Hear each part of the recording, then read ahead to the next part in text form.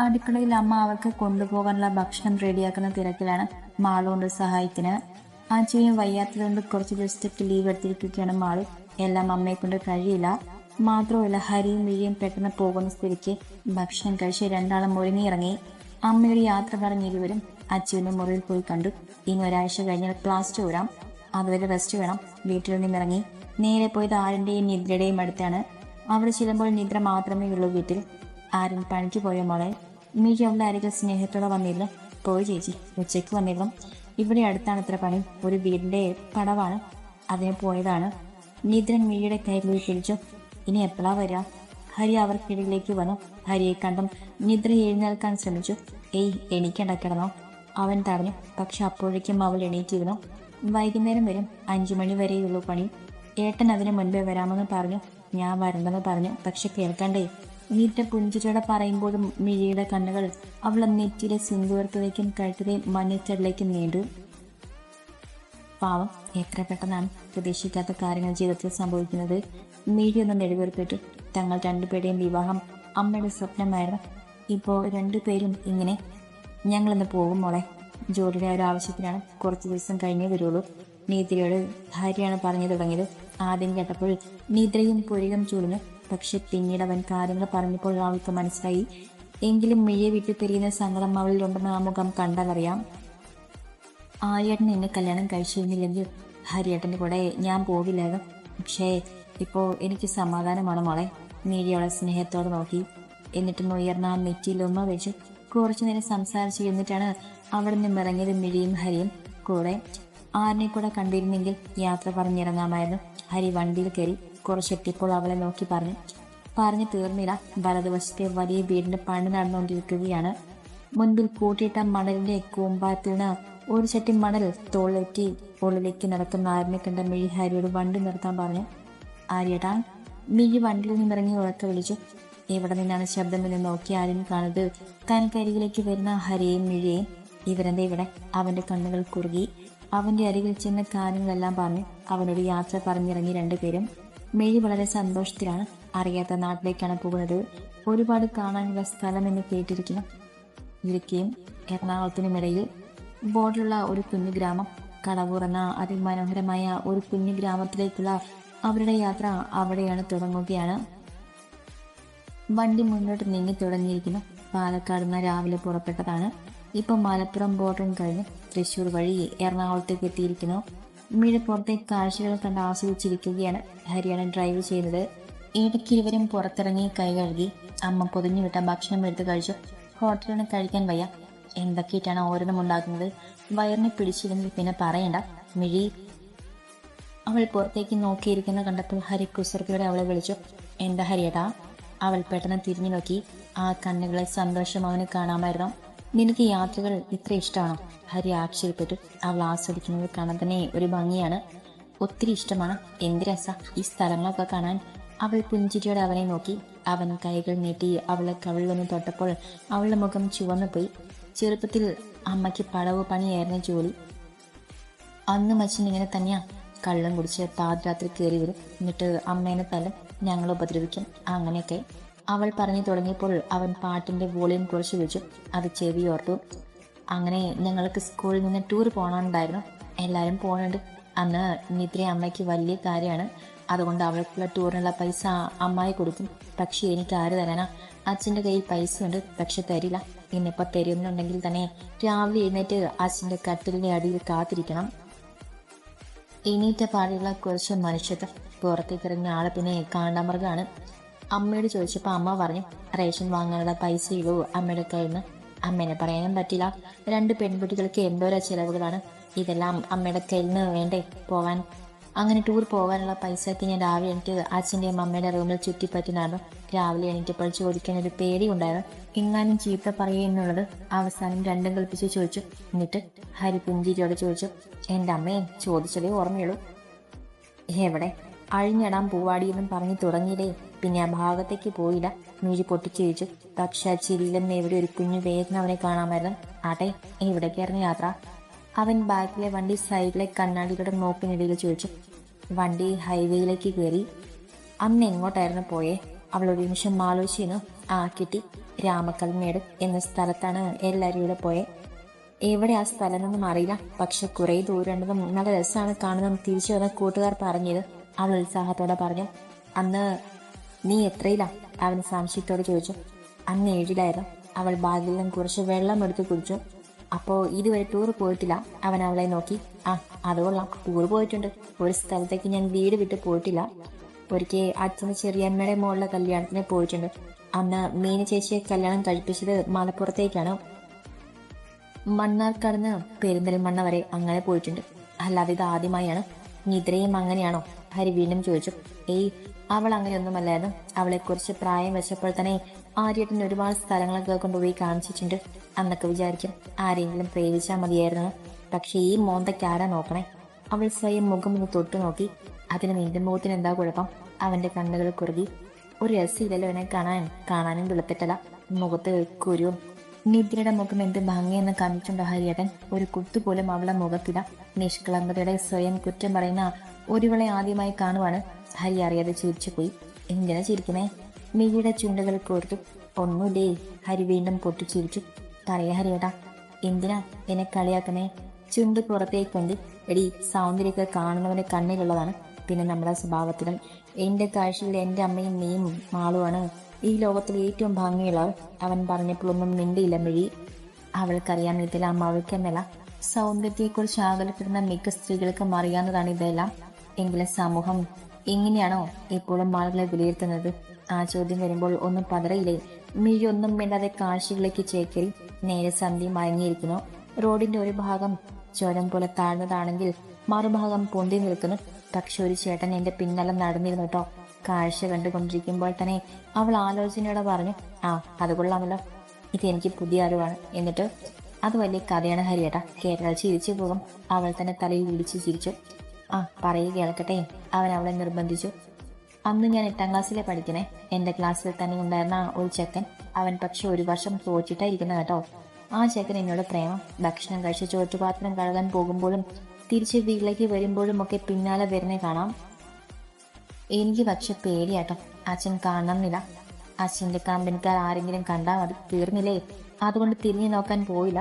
അങ്ങനെ ഒരു ദിവസം രാവിലെ വീട്ടിലേക്ക് നിന്ന് ക്ലാസ്സിലേക്ക് പോകാനുള്ള തിരക്കിൽ പുസ്തകങ്ങൾ ടൈം ടേബിൾ നോക്കി വെക്കുന്നിടയിൽ ഒരു പുസ്തകത്തിൽ നിന്ന് ഒരു കടലാസ് കിട്ടി. ഇതെന്താ ഇപ്പൊ എന്നും വിചാരിച്ച് തുറന്നു നോക്കി. എന്താ? മിഴി ഹരിയെ നോക്കി ചോദിച്ചു. പ്രേമലേഖനം. അവൾ കണ്ണുകൾ വിടത്തി പറയുന്ന കേട്ടപ്പോൾ അവൻ ചിരിച്ചു പോയി. എന്റെ ഹരിയേട്ടാ, എന്റെ കൈയും കാലും താ ഇങ്ങനെ വിറയ്ക്കാം. അമ്മയെങ്ങാനും കണ്ടാൽ തീർന്നില്ലേ. കൈയൊക്കെ ഇളക്കി കാണിക്കുന്നത് കണ്ടപ്പോൾ ഹരി പൊട്ടി ചിരിച്ചു. എന്നിട്ട് നീ തുറന്നു നോക്കിയില്ലേ? അവൻ സംശയത്തോടെ ചോദിച്ചു.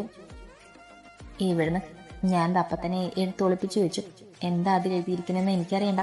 വൈകിട്ട് വന്നിട്ട് ആരും കാണാതെ വായിക്കാൻ വേണ്ടി അത് ഒളിപ്പിച്ചു വെച്ചു. എവിടെ ഒളിപ്പിച്ചെന്ന് ചോദിക്കേ? അവൾ അവനോടായി ചോദിച്ചു. എവിടെയാ? അവൻ അത് കേട്ടതും ചിരി അടക്കി ചോദിച്ചു. അടുക്കളയിൽ, അമ്മയുടെ അരിച്ചാക്കി. ഇടിച്ചു കാട്ടി പറയുന്നത് കേട്ടപ്പോൾ ആഹാ ബെസ്റ്റ് എന്ന മട്ടിൽ അവൻ തലയാട്ടി. എന്നിട്ട് എന്തുണ്ടായി? അവൻ ആകാംക്ഷയോടെ ചോദിച്ചു. എന്നിട്ട് ഞാനൊരു ബാഗും പൊക്കി സ്കൂളിൽ പോയി. അവൾ പറഞ്ഞു തുടങ്ങി. ക്ലാസ്സൊക്കെ കഴിഞ്ഞ് വൈകിട്ട് ബാഗും പൊക്കി വീട്ടിലേക്ക് വരുമ്പോൾ അമ്മ ഉമ്മർത്തനം നിൽപ്പുണ്ട്. കൈയും പിന്നിൽ കെട്ടി. കണ്ടപ്പോൾ തന്നെ എനിക്കെന്തോ പന്തികേട് തോന്നിയിരുന്നു. പക്ഷെ ശ്രദ്ധിക്കാതെ ഉള്ളിലേക്ക് കയറാൻ പോയപ്പോൾ അമ്മ വിടുവോ? മിഴി പറഞ്ഞു തുടങ്ങിയപ്പോഴേ കാര്യം ഓർത്ത് ചിരിക്കാൻ തുടങ്ങി ഹരി. എന്നിട്ട് എന്തായി? അവൻ ചോദിച്ചു. എന്റെ ഭഗവാനെ, ഓർക്കാൻ വയ്യ. അമ്മയുടെ കയ്യിൽ വലിയ ചോര കണ്ടപ്പോൾ തന്നെ എന്റെ ബോധം പോയി. എന്നും നിരക്ക് ആ കത്ത് നീട്ടി. എന്നിട്ടൊരു ചോദ്യം. അവൾ പറയുന്നത് കേട്ടപ്പോൾ സംശയത്തോടെ നോക്കി. എന്ത് ചോദ്യം? നീ അവന്റെ മനസ്സിലേക്ക് കൽവിളക്കാണല്ലേടി എന്ന്. അവൾ പറയുന്ന കേട്ടൊന്നും മനസ്സിലായില്ല. ആ പ്രേമലേഖനത്തിലുള്ള വരികളായിരുന്നു അത്. പിന്നൊന്നും പറയണ്ട, നല്ലതുപോലെ കിട്ടി. ആ ദേഷ്യത്തിൽ ആ ചങ്ങായെ പിന്നെ കണ്ടപ്പോൾ നല്ലോണം പറയുകയും ചെയ്തു. അവൾ തല ചൊറിഞ്ഞു. ഹരി അപ്പോഴും ചിരിച്ചുകൊണ്ടിരിക്കുവാണ്. അങ്ങനെ കളിയാക്കണ്ട, അവൾ മുഖം വീർപ്പിച്ചു. അത് കേട്ടപ്പോൾ അവൻ ചിരി നിർത്തി അവളെ കുസൃതിയോടെ നോക്കി. ആ, പിണങ്ങല്ലേ, ഞാൻ വെറുതെ. അവൻ ഉള്ള കളിയിൽ പതിയെ തൊട്ടു. അപ്പോഴേക്കും വണ്ടി ഒരു മൺപാതയിലേക്ക് കയറിയതും ഇരുഭാഗങ്ങളും തെങ്ങിൻ തോട്ടമാണ്. നടുക്ക് കുറച്ച് പൊക്കത്തിലുള്ള പാത. ഒരു ഭാഗത്തായി നീർച്ചോലയുണ്ട്. എല്ലാം കാണാൻ തന്നെ വളരെ മനോഹരം. കാഴ്ചകളിൽ മുഴുകി നിൽക്കുമ്പോഴാണ് അവനൊരു ചെറിയ വീടിന് മുന്നിൽ വണ്ടി നിർത്തിയത്. രാവിലെ ഇറങ്ങിയതാണ്. ഇത്ര ദൂരമുള്ള യാത്രയാണ്. ഒന്ന് മൂടി നിവർന്ന ചുറ്റും നോക്കി. തികച്ചും ഗ്രാമീണ ഭംഗി തുളുമ്പുന്ന പ്രദേശം. ഇരുവരും ഇറങ്ങി ചുറ്റും നോക്കി. ഇതാ ഐശ്വര്യമായിട്ട് നീ തന്നെ പോയി തുറക്ക്. ഒരു കൂട്ടം താക്കോൽ തനിക്ക് നേരെ നീക്കും വേണ്ടി പുഞ്ചിരിയോടെ അത് വാങ്ങിച്ചു പോയി തുറന്നു. ചെറിയൊരു സാധാരണ വീട്, അത്യാവശ്യം ഉപയോഗിക്കാനുള്ള വസ്തുക്കളും അതിനുള്ളിൽ തന്നെയുണ്ട്. വീടെല്ലാം ചുറ്റി കാണുകയായിരുന്ന വഴി നല്ല കൊതുകിന്റെ ശല്യമുണ്ട്. വന്നപ്പോൾ മുതൽ കടിക്കാൻ തുടങ്ങിയതാണ്. ചിലപ്പോൾ അപ്പയ്ക്ക് തോട്ടമായതുകൊണ്ടാവും. ഞാനിപ്പോൾ വരാം. നീ പെട്ടിയിലുള്ള സാധനങ്ങളെല്ലാം ഒതുക്കി വെക്കും വഴി. എനിക്കൊരാളെ കാണുവാനുണ്ട്. ഹരി ഫോണും എടുത്ത് പുറത്തേക്ക് ഇറങ്ങി. അവൻ പറഞ്ഞതുപോലെ തന്നെ എല്ലാം പെട്ടിയിൽ നിന്നും പുറത്തേക്ക് വെച്ചു. പെട്ടെന്നാണ് എന്ത് ഓർക്കുന്നത് പോലെ ഉമ്മറത്തേക്ക് ഓടി വന്നത്. ഹരി കാറിൽ കയറുന്നേ ഉണ്ടായിരുന്നല്ലോ. വരുമ്പോ കൊതുക് തിരി കൊണ്ടുവന്ന് ഹരിയേട്ടാ, ഇവിടെ നല്ല കൊതുക് ശല്യമുണ്ട്, അവൾ വിളിച്ചു പറഞ്ഞു. കേട്ടപ്പോൾ അവൻ ശരിയെന്ന് തലയാട്ടി. വണ്ടി തിരിഞ്ഞു പോകുന്നത് കണ്ടതും മിഴി ഉള്ളിലേക്ക് കയറി വാതിലടച്ചു. ഹരി കാർ മുന്നോട്ട് തന്നെ എടുത്ത് തോട്ടം കഴിഞ്ഞ മെയിൻ റോഡിലേക്ക് വണ്ടി കയറി. മുന്നോട്ട് പോകുമ്പോഴും അവനെന്ന് തീരുമാനിച്ചുറപ്പിച്ചതുപോലെയായിരുന്നു. മിടാമയം മുൻപിൽ കളിമണ്ണ് കൊണ്ട് മെഴുകിയുണ്ടാക്കിയ ഒരു ബോർഡ് കണ്ടപ്പോൾ പെട്ടെന്ന് അവൻ വണ്ടി നിർത്തി. ഒരു വലിയ വീടിന്റെ ബോർഡായിരുന്നു അത്. അവന്ന് ചിന്തിച്ച ശേഷം വണ്ടി അതിനുള്ളിലേക്ക് കയറ്റി. പഴയ തറവാട് പോലെ വലിയൊരു നില വീട്, ഇപ്പോഴും പഴമയുടെ വീര്യം ഉയർത്ത് കാണിക്കുന്ന ഒരു വീട്. അവൻ വണ്ടി നിർത്തി അതിൽ നിന്നിറങ്ങി. വർഷങ്ങൾക്ക് മുൻപ് കുട്ടിക്കാലത്ത് കാഴ്ച വീട്, എൻ്റെ അച്ഛൻ ഉറങ്ങുന്ന വീട്. അവന്റെ നെഞ്ചി പിടഞ്ഞു. ഹൃദയം വല്ലാതെ വേദനിച്ചു. ശബ്ദം കേട്ടിട്ടെന്ന് തോന്നും. ഒരു സ്ത്രീ ഡോർ തുറന്ന് പുറത്തേക്ക് വന്നു. അവരെ കണ്ടപ്പോൾ കുഞ്ചിരിയുടെ അടുത്തേക്ക് വന്നു. നമസ്കാരം. അവൻ കൈകൾ കൂപ്പി. അത് കാണി ആ സ്ത്രീ ആരെന്നറിയില്ലെങ്കിലും ഒന്ന് പുഞ്ചിരിച്ചു. ഞാൻ ഹരി, ഈ വീട്ടിൽ ആദ്യം ഉണ്ടായിരുന്നവരാണ്. അച്ഛനെ അടക്കിയത് ഇവിടെയാണ്. ഒന്ന് കാണാൻ വന്നതാ, കണ്ടോട്ടെ. അവൻ വിനീതമായി അവരെ നോക്കി. തങ്ങൾക്ക് വീട് തന്നവരാണ് ഇതെന്ന് അറിഞ്ഞപ്പോൾ ആ സ്ത്രീ പുഞ്ചിരിയോടെ സമ്മതിച്ചു. ഒരു കാലത്ത് നാട്ടിലെ പ്രമാണിയായിരുന്ന ഹരിയുടെ അച്ഛൻ ശേഖരൻ മുതലാളിയെ അറിയാത്തവർ ആരുമില്ലായിരുന്നു. മാളുവിന്റെ പ്രശ്നം വന്നേ പിന്നെ അദ്ദേഹം ആകെ തകർന്നു. അറ്റാക്ക് വന്ന് പെട്ടെന്ന് മരിച്ചപ്പോഴാണ് അറിയുന്നത്. പുറമേ സന്തോഷത്തിൽ നിന്നിരുന്ന അച്ഛന് സാമ്പത്തികമായി ഒത്തിരി കടങ്ങൾ ഉണ്ടായിരുന്നെന്ന്. ബിസിനസ് നഷ്ടത്തിലാണെന്ന് ഒരിക്കൽ പോലും അച്ഛൻ ആരെയും അറിയിച്ചിരുന്നില്ല. ലക്ഷങ്ങളുടെ ബാധ്യത വീടിന് തന്നെയുണ്ടെന്നറിഞ്ഞപ്പോഴേക്കും വൈകിപ്പോയി. വീട് സ്ഥലവും ബാങ്ക് ജപ്തി ചെയ്തു. മാത്രമല്ല അത് ലേലത്തിന് വെക്കാൻ ബാങ്ക് കമ്പനി തീരുമാനമുണ്ടായി. ഇത്രയും വലിയ മുതൽ ലേലത്തിൽ വെച്ചാൽ കിട്ടുന്നത് വലിയ ലാഭമാണെന്ന് ബാങ്കുകാർക്ക് നന്നായി അറിയാമായിരുന്നു. അങ്ങനെ ലേലത്തിൽ വാങ്ങിയെടുത്തതാണ് ആ ഇടയ്ക്ക് ഇവിടേക്ക് താമസമാക്കിയ വില്ലേജ് ഓഫീസർ. അയാളുടെ ഭാര്യയും മക്കളുമാണ് പിന്നീട് ഈ വീടിന്റെ അവകാശികൾ. അച്ഛനെ അടക്കിയ സ്ഥലം മാത്രമൊന്നും ചെയ്യലേ എന്നുള്ള അഭ്യർത്ഥന അദ്ദേഹം മാനിച്ചു. അയാൾക്കറിയാമായിരുന്നു തങ്ങൾ അനുഭവിച്ച അവസ്ഥ. എപ്പോൾ വേണമെങ്കിലും വന്ന് കാണാനുള്ള അനുവാദം തന്നിരുന്നു. പക്ഷെ അപ്പോഴേക്കും മാളുവിന് ഡിപ്രഷൻ വരികയും അവളെ കൊണ്ട് ഈ നാട് ഉപേക്ഷിച്ച് പോവുകയും ചെയ്തു. അതിനുശേഷം ഇപ്പോഴാണ് തിരിച്ചു വരുന്നത്.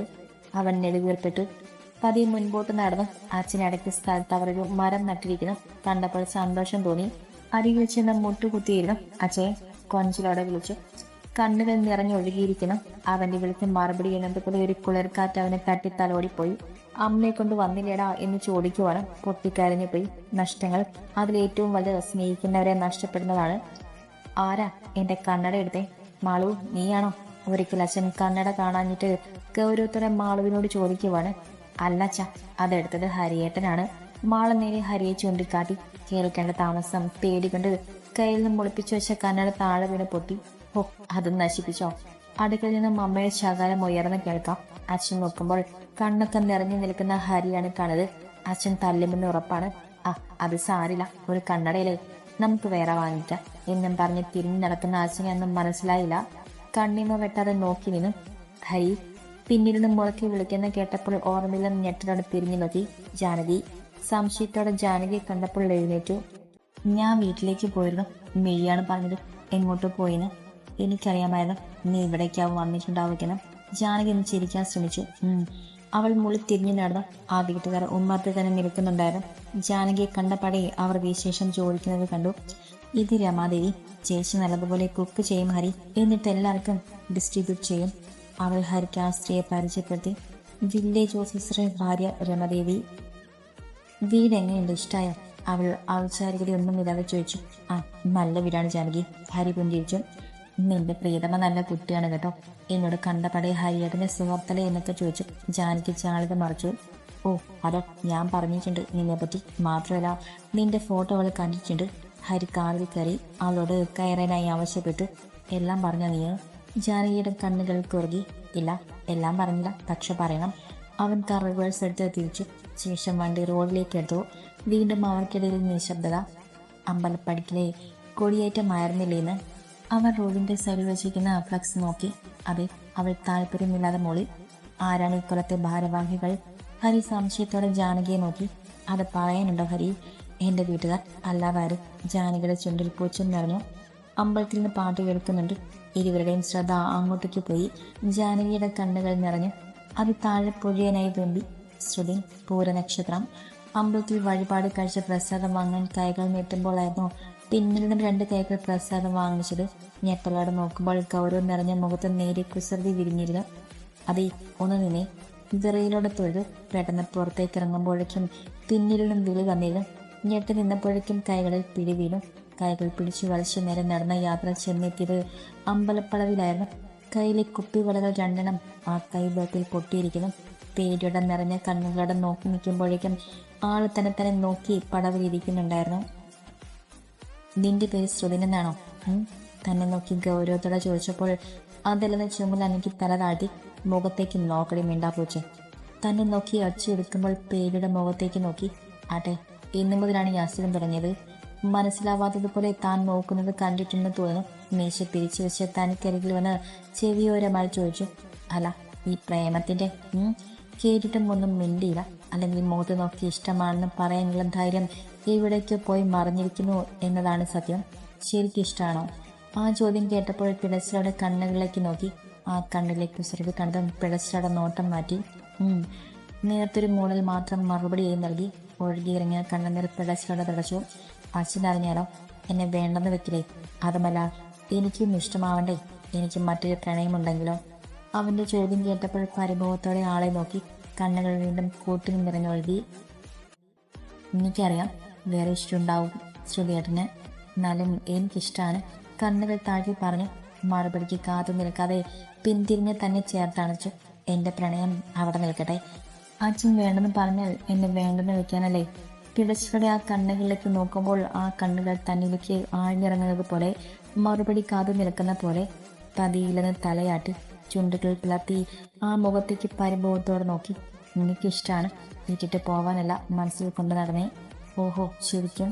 ആ ശബ്ദത്തിലെ കുസൃതി അറിഞ്ഞപ്പോൾ പതിയും മിഴികൾ ഉയർത്തി നോക്കി. ഒരു പിടി മഞ്ചാടി കയ്യിൽ പിടിച്ച് തന്നെ നോക്കുന്നുണ്ട്. ആ ചുണ്ടിൽ പുഞ്ചിരി വിരിഞ്ഞു. പ്രൗഢിയേറിയ തറവാട്ടിലെ പെൺകുട്ടിക്ക് തറവാട്ടിലെ കാര്യസ്ഥന്റെ ശക്തിനോട് പ്രേമം കേട്ടാൽ കാറയ്ക്ക് ചിത്തപ്പും കാണവന്മാർ. മനസ്സിൽ ആഗ്രഹം തോന്നിയപ്പോഴേ ഒത്തിരി വേണ്ടെന്ന് മനസ്സിനെ ശാസിച്ചതാണ്. അരുതാത്തതാണ് എന്ന് പറഞ്ഞ് പഠിപ്പിക്കാൻ ഒത്തിരി നോക്കി. പക്ഷെ പ്രണയം ചിലപ്പോൾ മായാജാലക്കാരനല്ലേ?